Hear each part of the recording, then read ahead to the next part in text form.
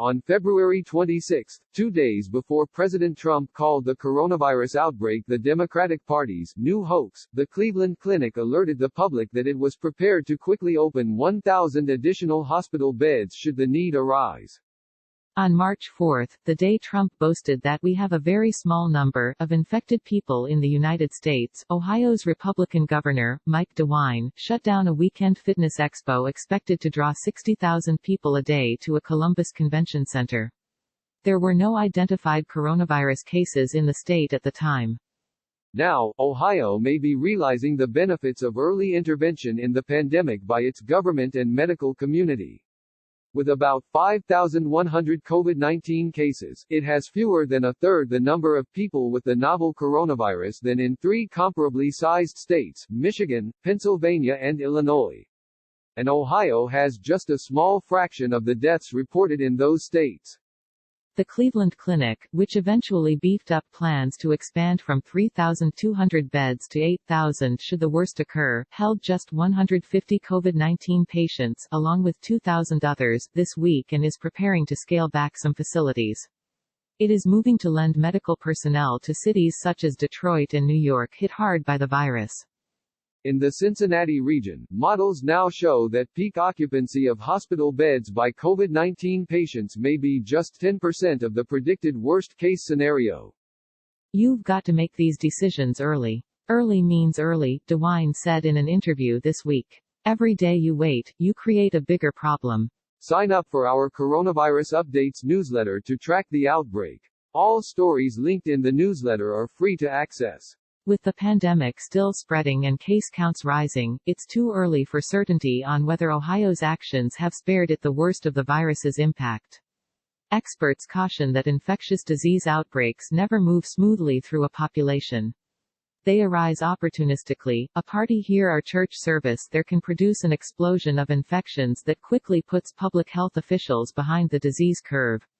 There is no way to account for luck, good or bad. But an early look at Ohio's preparations and decision-making shows they reflect textbook recommendations for the way to handle an outbreak.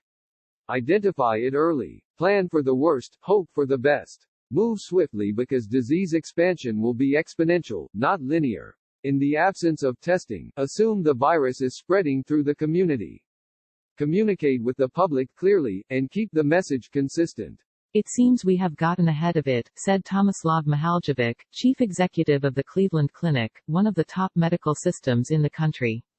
Here in Ohio, we may well be in a position of not a high curve of patients but more of a swell.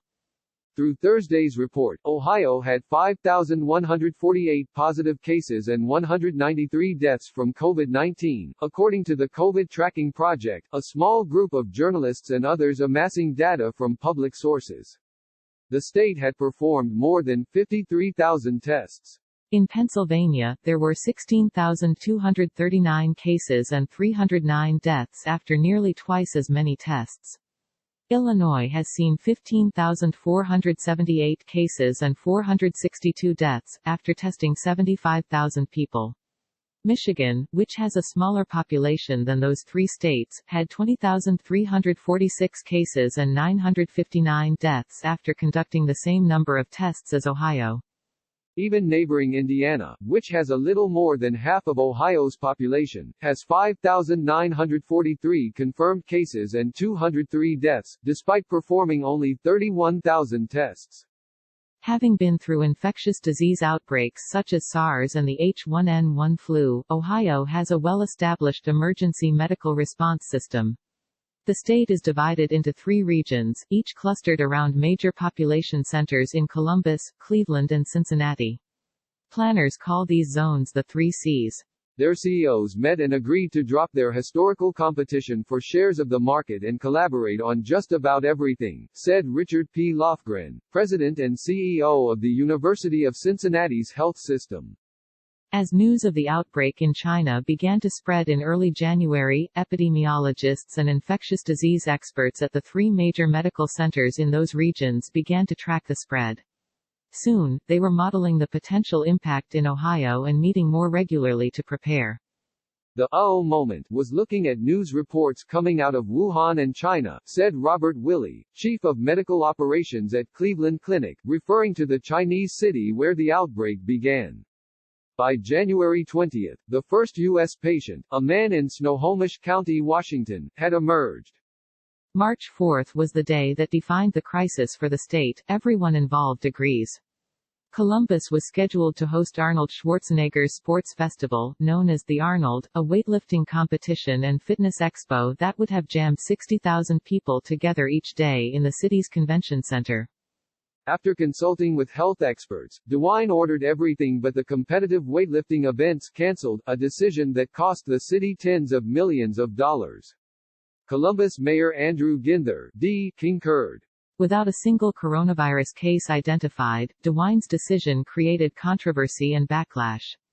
Only California Gov. Gavin Newsom, D., and Washington state authorities had ordered similarly harsh restrictions at the time.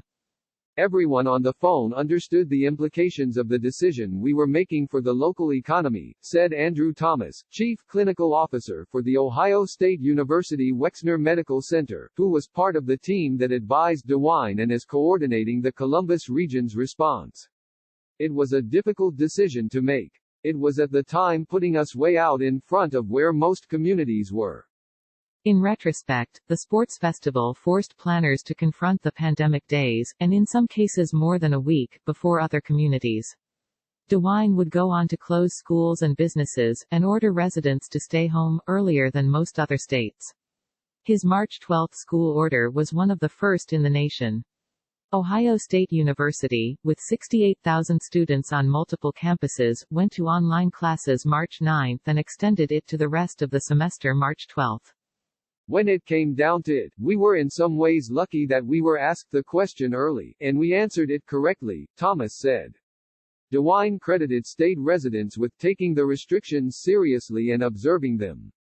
While children have largely been spared serious illness in the pandemic for reasons that are unclear, some public health officials believe they are spreading the disease, especially to parents and grandparents, although that remains open to debate.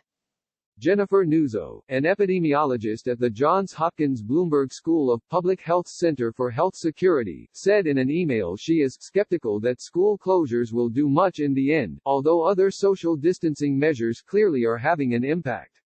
Ohio also may have benefited because even its largest cities are not as densely packed as Chicago, where the virus spread quickly, Nuzzo said. As DeWine was shutting down the state, the three large medical systems were frantically scaling up. The Cleveland Clinic, using a model with more dire predictions than their counterparts in Columbus and Cincinnati, determined it would need to expand to 8,000 beds to handle its peak load of COVID-19 patients. The system made plans to install 1,000 beds in its new medical school. It took over a hotel where 150 beds could be added. It put 2 beds in rooms meant for one patient. It stopped sending back expired protective garb and began scouring the marketplace for more. It designated some of its hospitals COVID-19 only, so people with the disease wouldn't mix with patients admitted for other medical problems. We looked at every nook, every cranny, every closed floor, Willey said. In Cincinnati, where planners were working with a more conservative model, officials nevertheless realized they would need 1,839 ventilators on the worst day of the crisis, twice what they had, said Evelyn Alessandrini, senior vice president and chief medical officer for UC Health, affiliated with the University of Cincinnati. In Columbus, which estimated it would need 7,500 beds, 1,000 more than hospitals had, officials set to work installing them, along with staff and equipment, in the convention center where the Arnold Fitness Expo had been scheduled. Then, social distancing appeared to help curb the virus. We see here in Columbus that people living in our communities have really listened to the recommendations, said Harold L. Paz, chief executive of the Wexner Medical Center at Ohio State. Cincinnati's peak is now forecast to be 291 cases, about 10% of the original prediction, on April 28, according to modeling Alessandrini received Tuesday. The number is so low she is hesitant to trust it yet. The peak is also later than originally predicted, and patients should arrive in a manageable order, not the crush that New York City experienced, she said. That doesn't mean Ohio is out of the woods. Experts expect flare-ups as the pandemic fades, a saw-toothed curve rather than a smooth downward slope. They're going to come from the hot spots like prisons and nursing homes, where people can't socially distance, said Thomas, Ohio State's chief clinical officer. Any one of those could produce an explosion of disease. Persuading cooped-up residents to accept a very gradual return to something like their previous lives will require great discipline, officials said. For those reasons, Columbus and Cincinnati are not yet scaling back their facilities. Cleveland is also being cautious, though it is soliciting volunteers on its staff to work elsewhere. We probably need another week to see exactly where we're heading, said Mihaljevic, the Cleveland Clinic chief executive. We still may get hit by a lot of people. We simply do not know. But these early signs are very encouraging. With every passing day of relative calm and quiet, there is increasing confidence that the peak of the wave is not going to be as high as predicted.